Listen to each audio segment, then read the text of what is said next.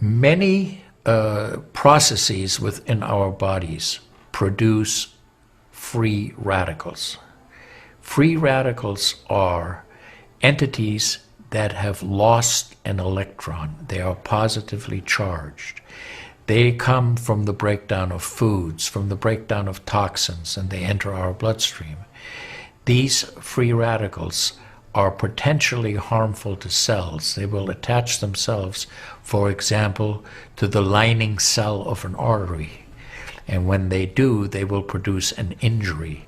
That injury will create a response in the body trying to heal it. Platelets will come from the blood and try to plug that injury. And in the process of making a clot, in the process of then bringing in scavenger cells to repair the damage, the blood vessel is damaged. That's one of the theories of atherogenesis. Reflux, as you know, is a huge problem in our country. People who are obese tend to have it because their stomach and their gastroesophageal junction gets shoved up into the chest. Their lower esophageal sphincter isn't tight, and the esophagus is squamous epithelium. It's a different lining from the stomach, and it doesn't tolerate acid. So when the valve that connects the stomach to the esophagus, that interconnection doesn't function, the acid suddenly starts bathing this lining of the esophagus in acid, and it can't tolerate it. It's painful. People have that terrible sour taste in the back of their throat. Antioxidants have become very, very popular because they are electron donors. And when they meet a free radical, that free radical gets what it wants. It gets its electron, and it's neutralized.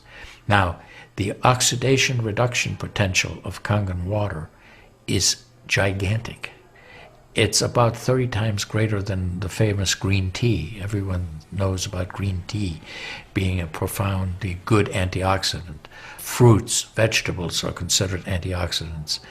Kangen water at a pH of 9.5 can have a negative, which is an electron donating reduction potential of up to 600 millivolts. It's measured in millivolts.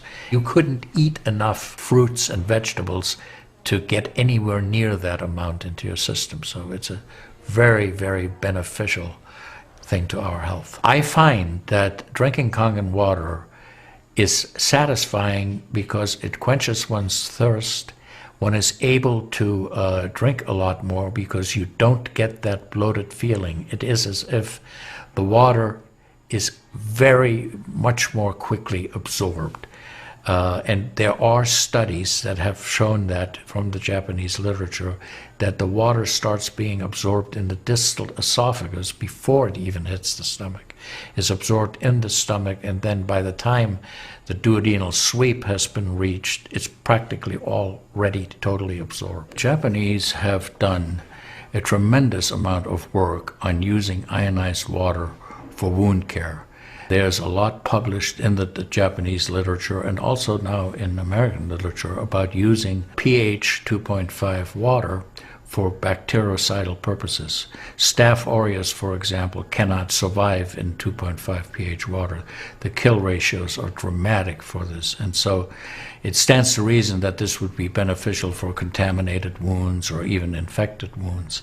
The Japanese, for example, treat diabetic ulcers with ionized water with a low pH and find that to be extremely successful.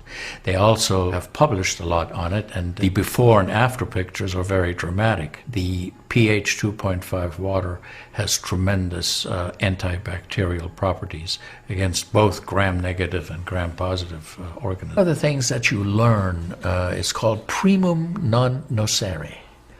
Above all, do no harm. That is the duty of a physician. It dates back to Hippocrates. None of us want to do harm. What we should do, and I think when we're convinced of something that is really truly good for people, we should go and recommend it to people. There is so much evidence that we're doing good. Look at Japan. the country of Japan has the highest consumption of ionized water in the world. Now, I'm not saying it is necessarily a direct effect, but they are also number one in overall health care in the world and number one in longevity in the world. When we compare that to the United States, we're number 38 in longevity and in overall health.